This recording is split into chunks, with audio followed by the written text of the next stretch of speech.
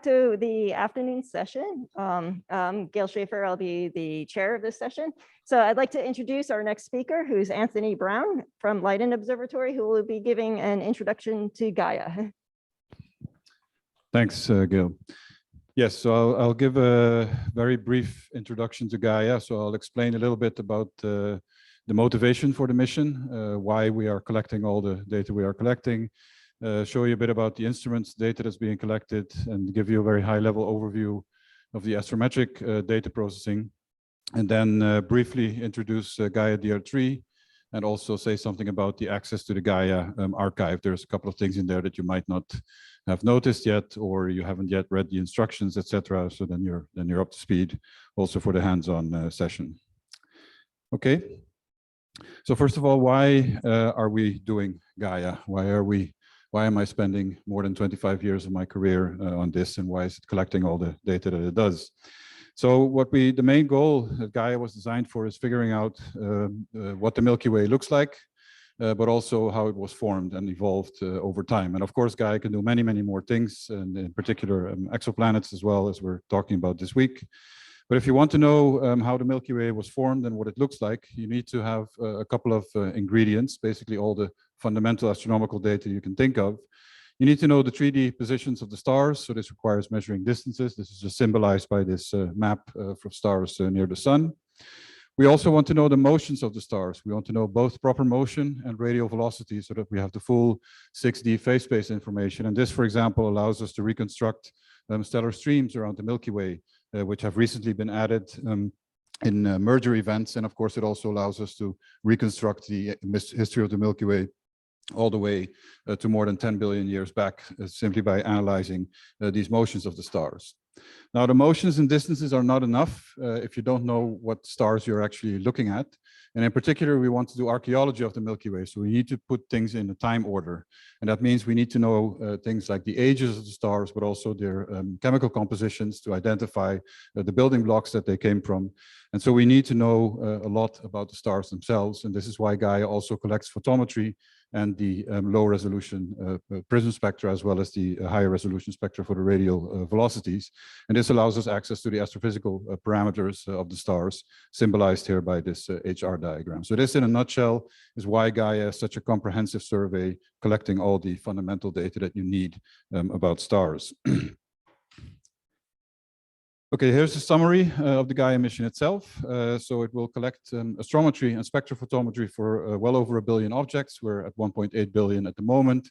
And our internal working catalog is well over 2 billion stars, but most of those that are missing at the moment have too few observations to make it worthwhile publishing them. But indeed, as Michael promised this morning, we will surpass the supercosmos maybe already in the next iteration. Let's see. So radial velocities will be collected for 100 million objects of that order, so the bright end of the survey, because we're using a medium resolution spectrograph that spreads out the light, so you cannot go quite as faint. The survey itself is complete out to magnitude 20.7 in the G band, and the observing program is completely autonomous. Of course, there is no pre-existing sky catalog that would allow us to make an input catalog for Gaia like was done for Hipparcos. And so all the detection of sources is done on board, and then they are tracked and observed. Gaia was originally planned to operate for 5 years. For each star, on average, you then collect about 70 observations. So Gaia is also very interesting for variable star studies, transient surveys, etc. We launched in December 2013, and it's been, the spacecraft has been collecting observations since the middle of 2014. And we are now in the extended mission phase. I mentioned it was planned for 5 years. Of course, we're well beyond that. And we expect that the end of life of Gaia is in early 2025. This is when the fuel for the micropropulsion system runs out, which keeps the spacecraft spinning at exactly 6 hours spin period. And if we lose that, then we lose the sharpness of the images, and we can no longer do the astrometry.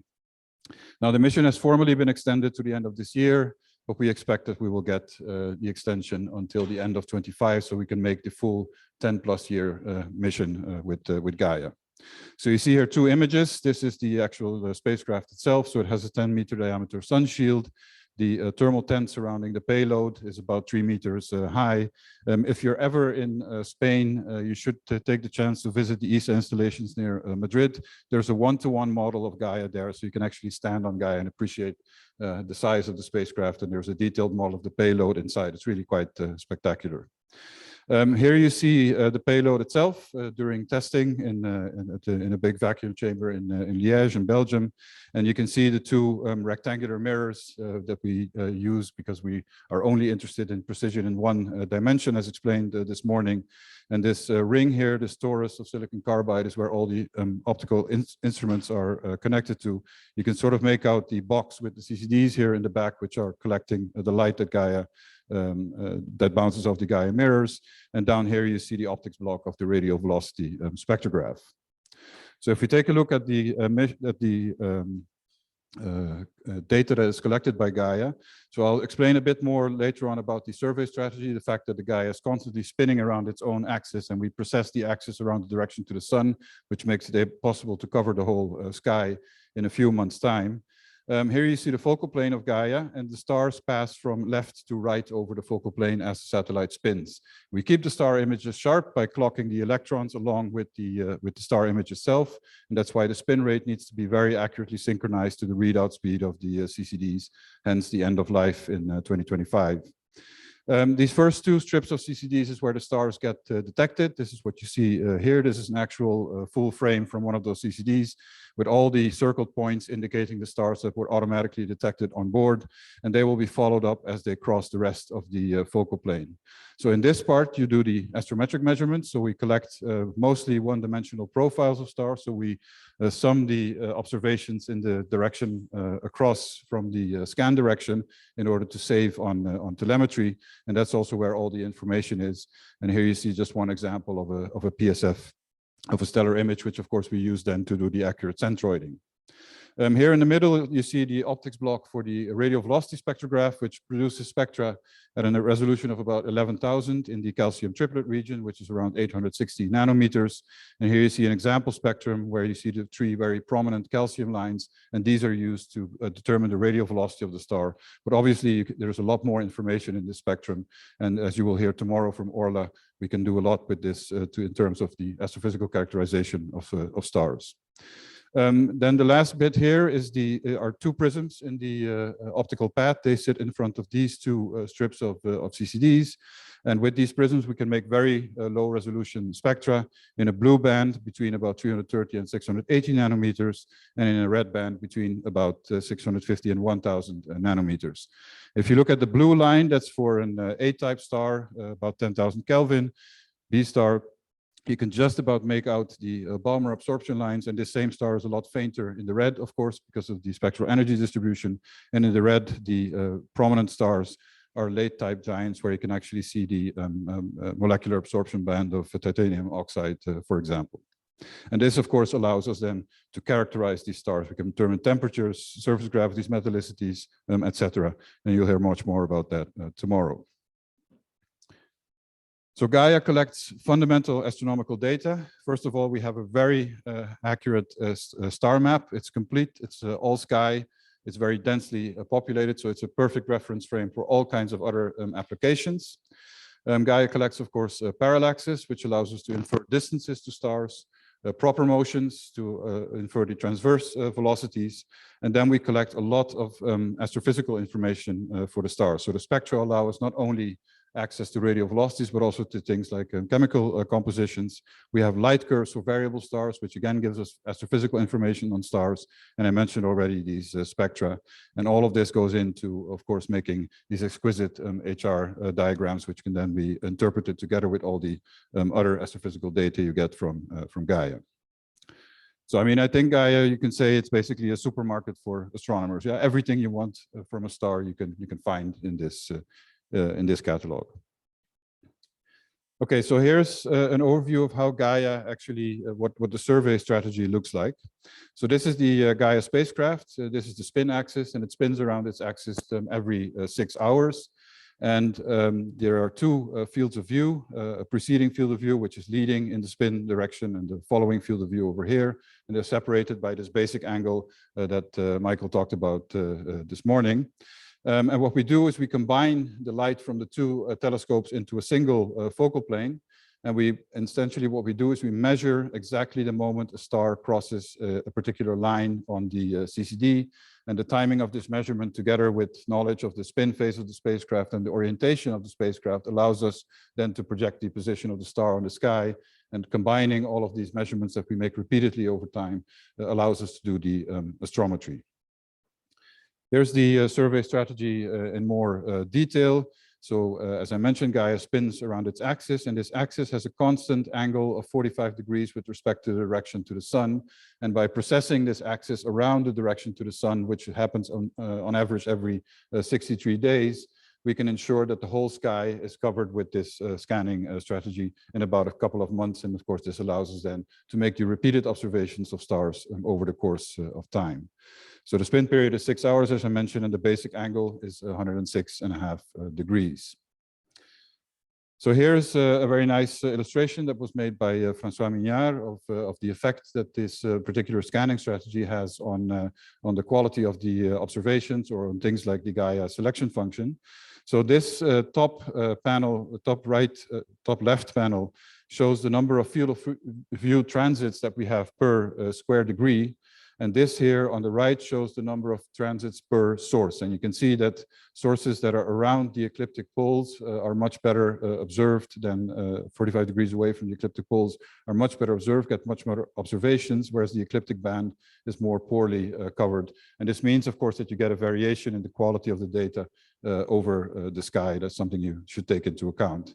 Now, if you divide these two, it says there's subtraction because it was meant for outreach, but if you divide these two images, then you get the actual sky map of Gaia that you're all familiar with. And this hopefully makes you understand a bit better why you get these faint imprints of the scanning law in our star maps. That's simply because parts of the sky where we observe more often, we go a little bit deeper, you get a bit more sources. Okay, now you can ask, why do we have two telescopes? Why do we do this observation over large angles? This is a somewhat more technical explanation of what Michael explained this morning about the reason of doing this wide angle astrometry. And I have here two specific situations in which Gaia can find itself. So Gaia is again here in the middle. This is the spin axis, and these are the two fields of view. And the point here is that the B indicates the direction towards the sun, strictly speaking towards the solar system barycenter. And what you have to imagine is that if you are positioned at the solar system barycenter and you're looking at a particular star, if you want to measure a parallax, you have to step away from the barycenter, but then the star will appear to shift towards the direction of the sun because you're changing your position. And that's indicated by this arrow over here, that the star, as it's seen by Gaia, due to the parallax, it appears to be shifted towards this position B, and the same for this star over here. Now, in this particular configuration, the star here in the following field of view has no projection of this parallax effect along the great circle. So we don't see its parallax at that point in time, whereas this star does have a projection, never mind the equations. And the other way around, if you put the star now in the preceding field of view along the meridian between the direction to B and the spin axis, then this one has zero effect on of the parallax in the observations, and this one actually shows up in the observations with its parallax. And the point here is that what you can do with these wide angles is you can make separate measurements, in fact, of both parallaxes of the stars. If you do narrow angle measurements, you're only sensitive to the difference. And that's why we can actually, with Gaia, do absolute parallaxes instead of these relative ones. And this is the reason why we go for this very widely separated two field of view strategy. The other advantage is that if you bridge very large angles over the sky in one go, then you suppress so-called zonal errors. If you imagine, for example, the old photographic plate surveys, they did one small region of the sky at a time. They had to stitch everything together. And that means every time you make a systematic error in one plate, it propagates to the next one that has its own systematic errors, propagates on, etc. And that's the kind of thing you can avoid by doing measurements directly over wide angles on the sky. Okay, this was all a bit fast, I think, but I'm here all week. So if you want to know more, or if you get a better explanation again, just ask. Okay, so now I look at Gaia data processing in a nutshell. I focus here mainly on the astrometric processing. But if we look at what we're trying to do, is we're trying to find the source parameters, so meaning the position of the star, its parallax, its proper motion, its radial velocity, orbital parameters for binary stars. We want to find the brightness of the star, its color, its effective temperature, etc., etc. All the source parameters that are best able to, together with the collection of instrument calibration parameters that are best able to explain what we actually observe. Yeah, so we need to solve in the data processing for both the parameters of the source and the instrument calibration parameters. So Gaia is a self-calibrating mission in that respect. Okay, so here's an overview of the astrometric data processing, and I'll walk you through this, this busy slide. So here on the top right, what you see is what we're actually interested in. We want to know this vector between the sun, or between the solar system barycenter and the star itself. So where is the star in the sky? What is its distance? But of course also how is it moving through space? Now, of course, we don't directly measure this. What we directly measure are the locations of stellar images in the focal plane of Gaia, as I mentioned before. So how do you translate from these measurements to what we actually want to know, the actual values of the astrometry in the catalog?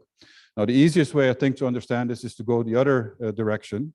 So this is what we're interested in. Where is the star as seen from the sun? But what we're actually doing is we're observing the star as seen from Gaia. And what comes in between there is the fact that the star has a certain parallax and proper motion. That means it's certain and position. That you need to translate that to where it is seen as from the vantage point of Gaia. But you also need to take into account, because the light is entering the solar system on its way to the spacecraft, it will suffer light bending by the sun and by all the major planets, and we account for that in the data processing.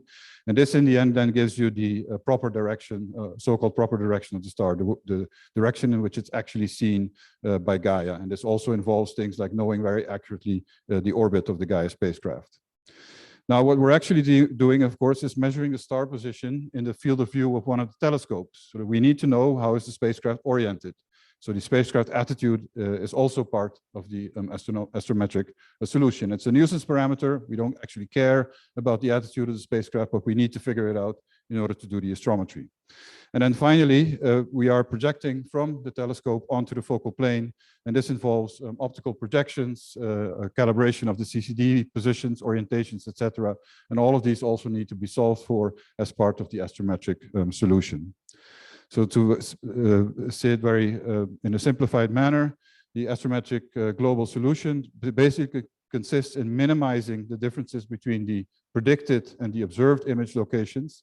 And we do that in two steps. In one step, we assume that we know where all the stars are, what their parallaxes are, their proper motions, and we solve for all the nuisance parameters. We solve for the calibration parameter C, we solve for the attitude, and we solve for these global parameters that, for example, at the moment we keep them fixed. We assume that we know what light bending is like in the solar system, but towards the end of the mission, we could attempt to say solve also for the light bending parameters, and thereby, for example, do tests of general relativity. But that's not what we're doing at the moment.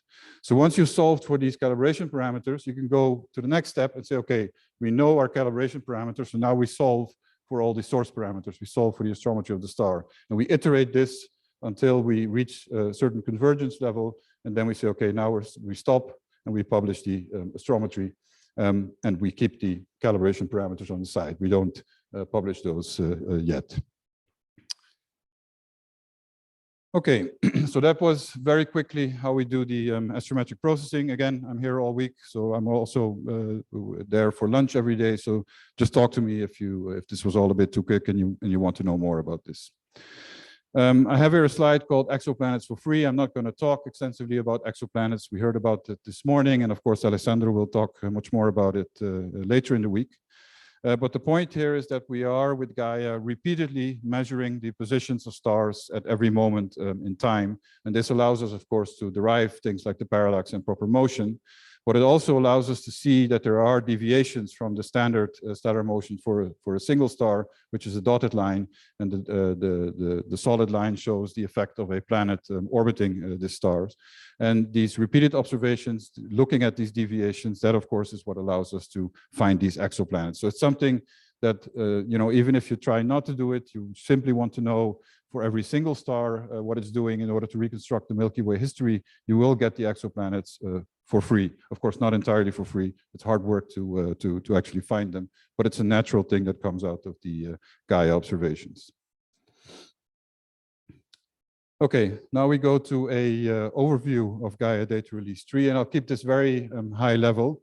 Gaia Data Release 3 is, as you saw from the table this morning, it's an overwhelming data release, an enormous amount of data products. We have about 90 tables in the archive with all the different aspects of Gaia DR3, and if every one of those tables almost is a superlative in terms of numbers, so I cannot go through everything in detail. So what I'll do is I'll stick to the slides that we produced for the media kit, which I think are actually quite effective at conveying the contents. And I want to give you an overview of all of Gaia DR3. So not only what the stars and the exoplanets are doing, but all the other stuff. So just so you're aware what the enormously broad applications of Gaia are. So this is first on the stellar content of the release. So we have in total about 1.8 billion stars. For which we have astrometry and photometry for about 1.5 billion. And the astrometry here refers to the fact that we have all astrometric parameters, not only the position, but also parallax and proper motion. So that means that for about 300 million stars, we only publish the positions, and the parallaxes and proper motions will come in later releases. And this was in fact already published as part of the early data release 3. So what is new in Gaia DR3 is the low resolution spectroscopy with these prisms. So that allowed us to characterize 470 million stars astrophysically, determine temperatures, surface gravities, etc. I mean, that's an astonishing number, almost 500 million stars for which you now have astrophysical parameters. And for 220 million of those, we also published the actual spectra, the low resolution prism spectra. So you can also play with those. And again, it's an unbelievable number, 220 million spectra based on just 3.5 years of data collection. We have also high resolution spectroscopy, the radial velocity spectrograph that allows you to characterize the stars at the bright end. So we have for about 5.5 million stars all the astrophysical parameters, and for about half of those we have detailed chemical information for about 13 chemical species, so 12 elements, one of them with 2 species. And we also publish a relatively small subset of the RVS spectra. About 1 million of those spectra are available in the archive for you to look at and play with. There are variable stars, about 10 million, about 24 different classes. And for all those stars, there are light curves available from the archive. We have object classification for about 1.5 billion stars. So this tells you, is it a star? Is it a galaxy? Is it a white dwarf? Is it a binary star? All of that is available. An enormous binary star catalog, 800,000 binaries with all kinds of different solutions. So astrometric, spectroscopic, eclipsing. And of course, that's a subset where you will also find a number of exoplanets, which we'll discuss later in the week. Radial velocities for 33 million stars. So the previous release was 7 million radial velocities. This is an enormous step up, going out to magnitude 14. And what is interesting is that for those stars with radial velocities, the majority of them also have a line broadening parameter. So basically the rotation velocity of the star around its own axis. So that's also available from the Gaia archive. Okay, so this was the stellar content, and we'll hear much more about that from Orla tomorrow, at least in terms of the astrophysical parameters. Now we also have information on the interstellar medium in this data set. So we have extinctions determined for these 470 million stars. These are statistically very good. So if you make extinction maps, they're very, very reliable. At the individual level, we have to be a little bit more careful. And what is also interesting is that these RVS spectra in this calcium triplet wavelength range, there is also a diffuse interstellar band. So these are lines caused by molecules between the stars that are absorbing light. And we have for about 500,000 stars, we have determined the strength of this diffuse interstellar band. And this allows you to study the band as such, but also to make things like dust maps on the base, or maps of where the gas, this absorbing gas, is sitting on the basis of these dibs combined with the parallaxes. Solar system information. So Gaia observes essentially anything that looks like a point source. This includes stars, but also solar system objects and extragalactic objects. We have epoch astrometry for solar system objects for about 150,000 asteroids mainly. And we also have very accurate orbits for those. And what is new in this release, apart from the much larger sample of asteroids, is that we also have reflectance spectra for about 60,000 of them. So what we do is we measure with these prism spectra the light that is reflected by these asteroids. We divide by the light coming from stars like the sun, and that gives you then the amount of light that the asteroid reflects from the sun as a function of wavelength. And this tells us a lot about the composition of the asteroid. So you now have, like you have for the galactic archaeology, the combination of motions and composition information. You have exactly the same for the solar system. We have exquisite dynamical information on asteroids coupled with this taxonomic information that you get from the reflectance spectrum. I think this is one of the most exciting products. I always like the solar system applications of Gaia, and so this is really nice to have this in this release. Okay, and then finally, Gaia also looks outside the galaxy. There's a very good reason to do that. We use quasars as our reference frame. The astrometric solution, the way we make it, you have to keep in mind that what we're doing is we're measuring angles between stars. So we're measuring relative positions of stars. And we can make a solution, but that means that if you take the celestial sphere and you're only looking at this differences in position between the stars, you can actually rotate that sphere and your observations will not change. And we use the quasars then to fix the orientation of the celestial sphere to make sure that the positions of the stars actually coincide with the International Celestial Reference Frame. And the same thing holds for the proper motions. The solution allows for the celestial sphere to rotate as a whole. And we use the quasars to say, okay, these things we know are not actually moving on the sky. So we use that to stop the spin of the astrometric solution. And in that way have something that is completely tied to the International Celestial Reference System. So Gaia has observed, it says here 1.9 million quasars. Those are the objects for which we have high confidence that they actually are quasars. But the catalog itself contains about 6.5 million candidate quasars. So on top of these 1.9 million, another 4.5 million or so that are candidates and so are interesting also to look at. And the same thing holds for the galaxies. The total number of candidate galaxies in the catalog is of the order of 4 million. And there's about 2.9 million of which we have high confidence that indeed they are galaxies. So for all of these, we have the also the photometric information, the information coming from the prism spectra. And there's a small set of quasars and galaxies for which we published the actual prism spectra. So if you're interested in extragalactic science applications, this is also very interesting, notably for the galaxies. For about 1 million of them, we were able to characterize their surface brightness profile. And so that's a homogeneous all-sky survey done from space, which is not possible with instruments like space telescopes, simply because it doesn't have enough time to cover the whole sky. And this is something you can do with Gaia. Of course, the quality is different, but it's still a very interesting addition. And for quasars, we have for about 60,000 objects detected that there is a host galaxy, and for about 15,000 of those, there is an actual characterization of the surface brightness profile. Okay, that was a very quick tour through Gaia DR3. I can only encourage you to go to the Gaia website and explore it in more detail, look at our papers, etc. And of course, during the week, you can ask me more details if you want. All right, then we go to the last part of the talk, which is about accessing the Gaia data through the ESA archive. And again, I'll just give you a quick overview of everything that's available. And these slides are based on a presentation by Jos de Bruyne, who is the deputy project scientist for Gaia. And you can find his presentation at this Zenodo link. And he has a lot more details in there. It's a very useful presentation to look at if you want to have a quick reference guide to the ESA archive. So first of all, there are many ways in which you can access the data. So today we will look at using the AstroQuery, the Gaia package in Python to make programmatic access to the data. You can also do it from the command line, for example, using tools like curl. Virtual observatory concert services are also compatible with the Gaia archive. For instance, from within Topcat, you can actually do queries on the archive itself. We also have a bulk download repository. If you think, well, I actually really want to have that whole data set or part of it on my laptop and work with it from there.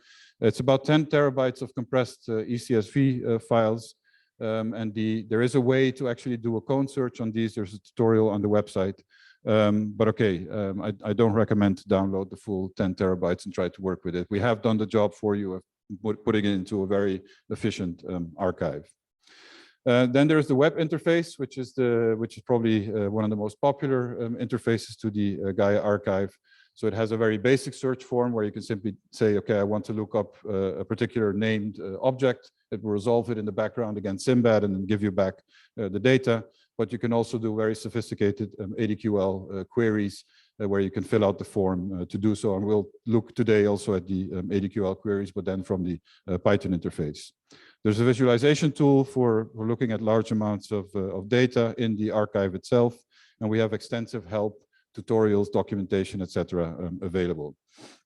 What is also very nice is the ESA Sky tool. So that's based on Aladdin, and it allows you to look at regions on the sky visually. It starts off with everything based on photographic plate surveys, but you can choose any number of other surveys and missions to visualize, and then it can overlay for you all the Gaia sources that are available, and you can access the archive also that way.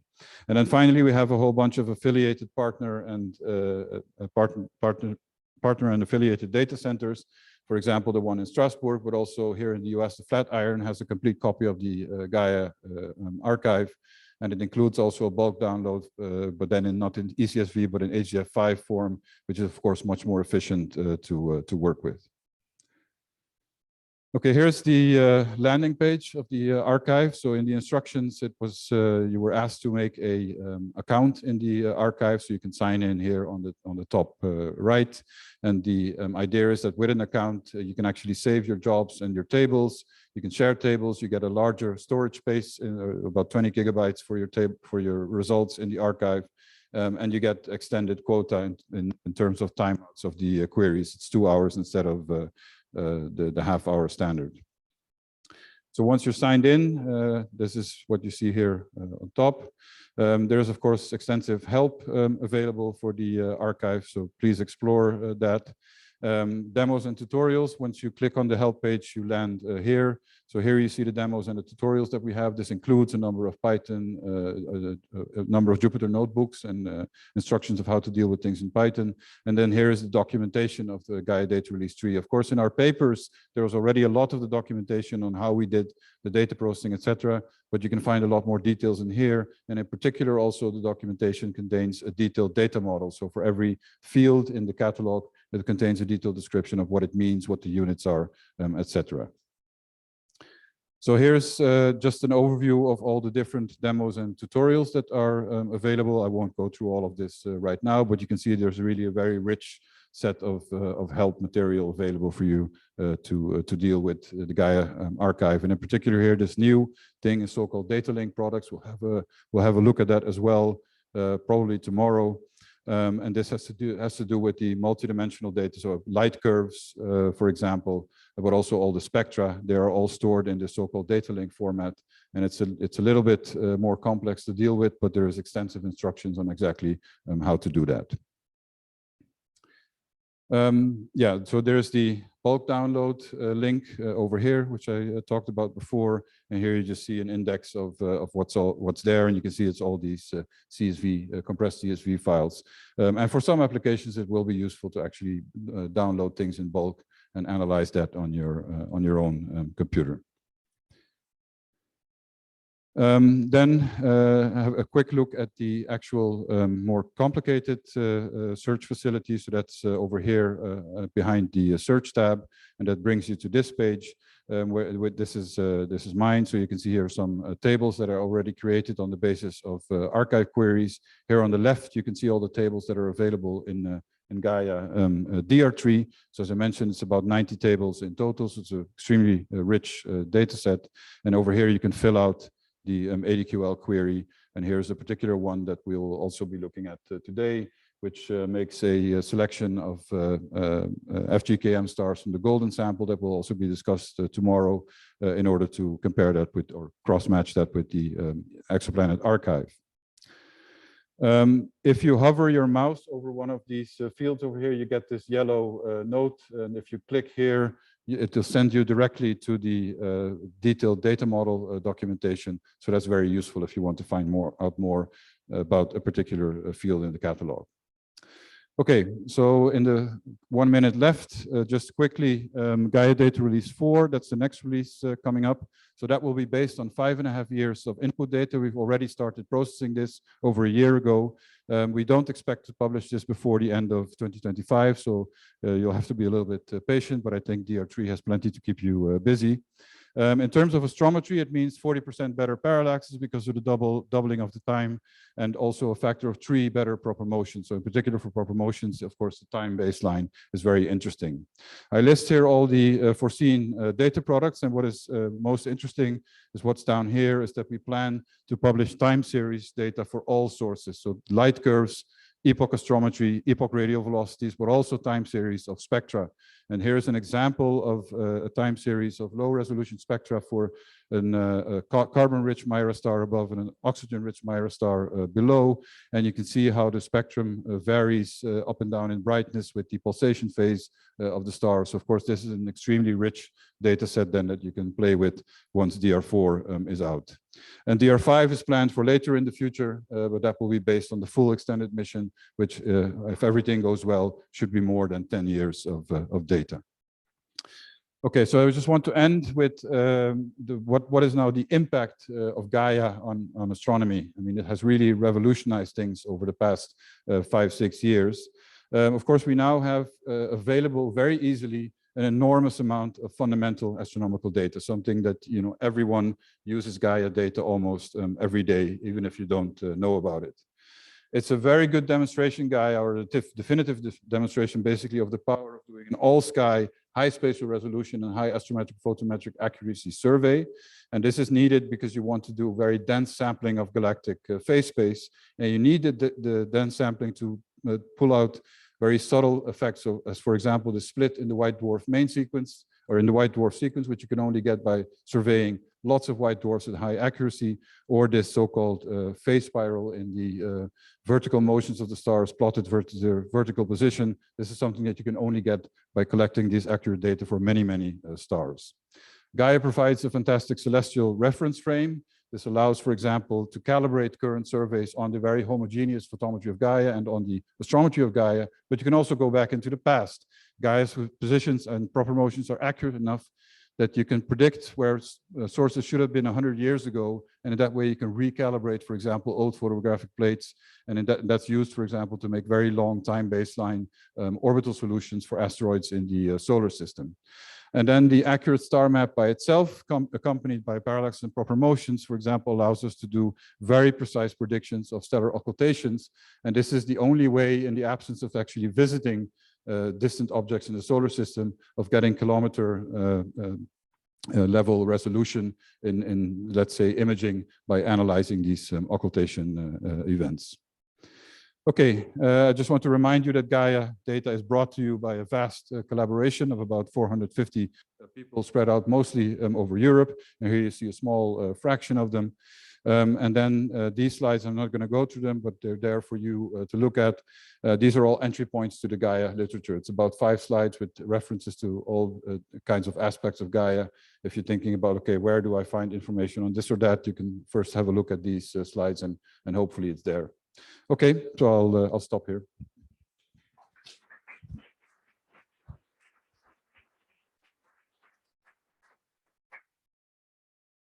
All right, thank you for a great talk. We have some questions online, but if there's any in the audience, I think maybe one over here. Oh, you have the. Oh.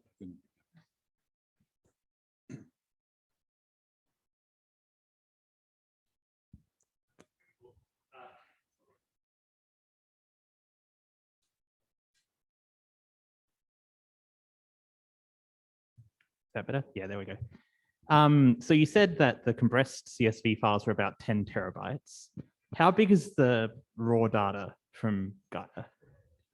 You mean the raw data that we actually collect? Yeah. Yeah, that's a lot smaller. That's I think maybe of the order of a terabyte or something. Okay. I would have to look it up. And but, like, how much is the data rate from Gaia? Like, it's about on average 50 gigabyte a day. So it's not a dramatic amount, But what makes it complicated is that for us, every bit in that data stream counts, and things are connected both spatially on the sky, but also in time, because we're looking at things both along the time axis and the spatial axis, and that makes everything very complex to reduce. Awesome, thank you. Yeah. Okay, we have a few questions online. So Pablo Lewin asks, how many years of fuel is the Gaia satellite carrying? So the micropropulsion fuel lasts until early 2025. So that would be a total of about 11 years from launch. The other propulsion system is to do station keeping maneuvers. So to make sure that Gaia stays in its orbit around L2. And that is enough for the coming many decades. So that's not the limiting factor. It's really the micropropulsion fuel that limits us. Yeah. And another question from the same person is, what's the approximate communication frequency to communicate with Earth? I don't know off the top of my head. Do you know, Michael? It's X band, but what frequency that is exactly, I don't. 8 gigahertz. Okay, good. Thanks. Okay, and another question online is, how many stars have info on their rotation from broadening in DR3? About 32 million. Okay. Yeah. And does this favor a particular type of star?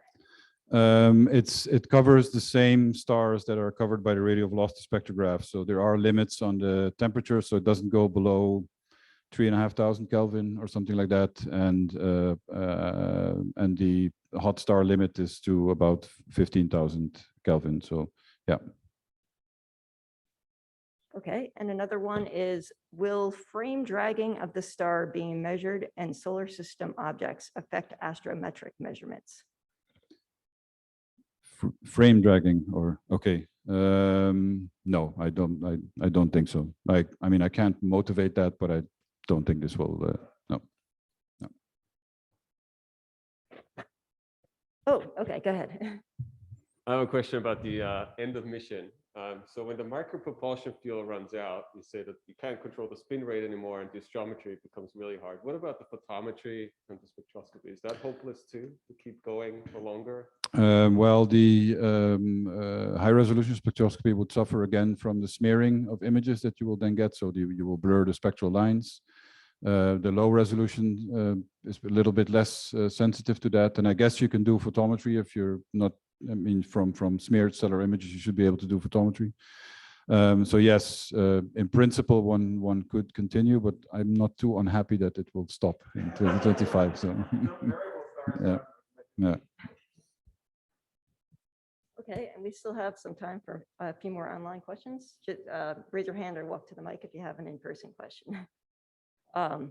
When is the major Gaia astrometric exoplanet detection expected to be submitted for publication? Well, that has already been done. So if you look at the paper, Gaia collaboration paper, where the first author is Arenu, that describes in detail the binary star content, but also the exoplanet candidates that were found. And there is, in fact, on the Gaia website, there's a list of candidate exoplanets, which contains a whole bunch of already known exoplanets, but also new ones. And we would certainly encourage people in the community to go out and validate those. Yeah.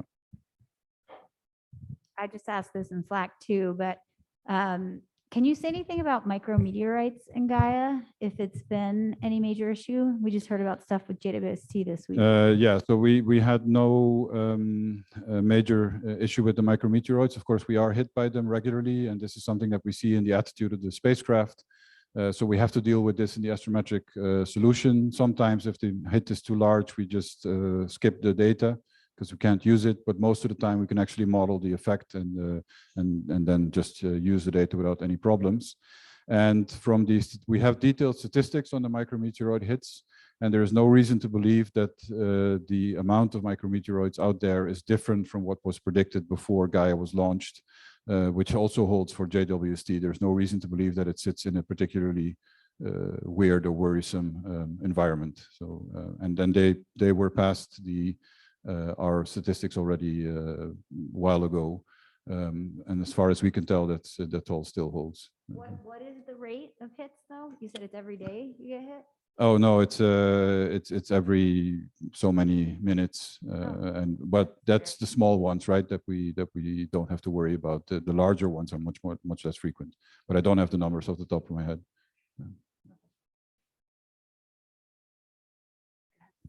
A question about the promotion solutions in DR3 versus EDR3.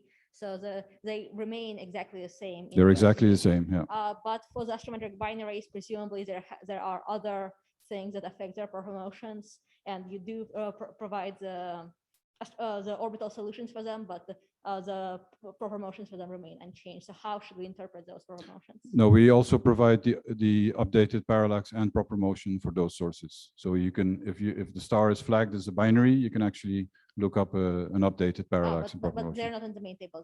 They're not in the main table. They're in a separate table. Yeah, that's right. Okay, and maybe we'll take one more question from online, and then there's more. Oh, sorry, there's more in the Slack page if you. Yeah, go there. I'll try to Okay. get to that. Yeah. Okay, so we'll end with what is planned for Gaia after its period is over in terms of disposal ethics. Yeah, so it has to be disposed of after the end of mission, and I think the official thing is that it needs to be put into an orbit such that it cannot collide with the Earth for so many 100 years or so into the future. But there's more than enough fuel to take care of that after the end of mission. Yeah. Okay, and let's thank Anthony one more time.